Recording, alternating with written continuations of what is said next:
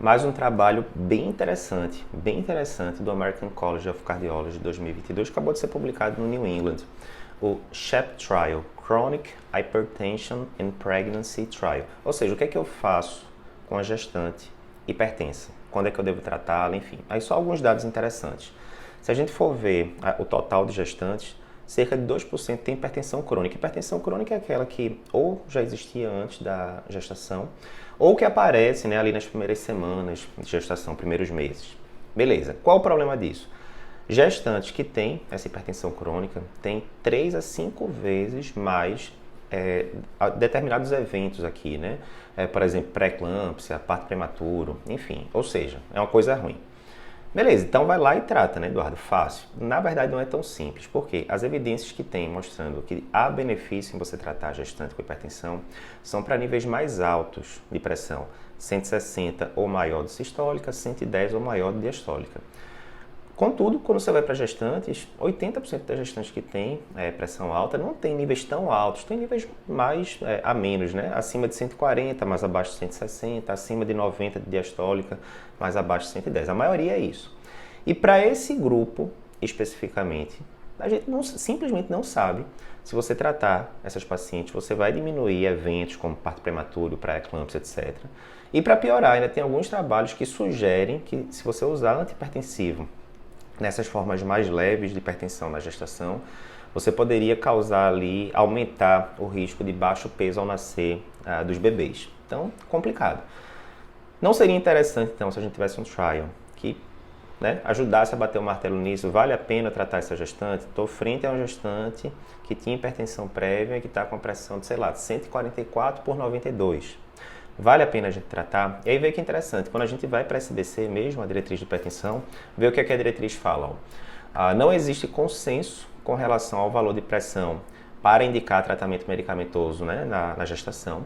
Sugere-se iniciar o tratamento medicamentoso quando a pressão sistólica estiver acima de 150/160, né, ou seja, já fica meio obscuro, ou pressão diastólica acima de 100, 110. Ou seja, isso aqui nível de evidência bem baixo, 2B e tal, enfim, grau de recomendação baixo.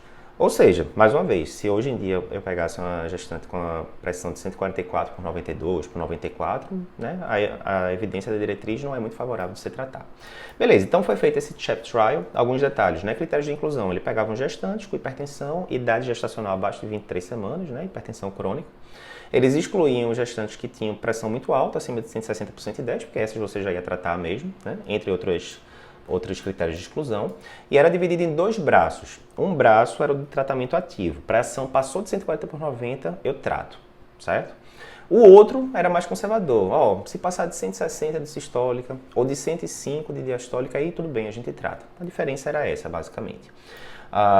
Era recomendado que se usasse drogas de primeira linha, de antihipertensivos na gestação, nesse trial especificamente, labetalol e nifedipino, mas poderia usar outras medicações também, como metildopa. Lembra que tem aquele mnemônico da gente, né? Que drogas usar como primeira linha na gestação de antihipertensivo? Melanie, né, de metildopa, lá, de labetalol, que a gente praticamente não tem no Brasil, né? E o ni, de nifedipino. Então aqui justamente labetalol e nifedipino. E qual era o endpoint primário? Era um desfecho composto de coisas importantes. Pré-eclâmpsia com sinal de gravidade, importante.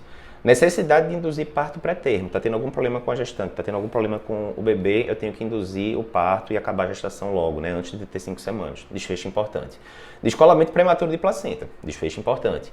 E morte fetal ou neonatal. Todos desfechos relevantes, né? Foram randomizadas 2.408 pacientes. Aí vê que negócio interessante. A diferença, no final das contas, entre o grupo ativo, né, que tratava hipertensão de forma mais rígida, digamos, e o grupo conservador foi de apenas 3 milímetros de mercúrio de sistólica e 2 milímetros de mercúrio de diastólica. Muito pequena a diferença.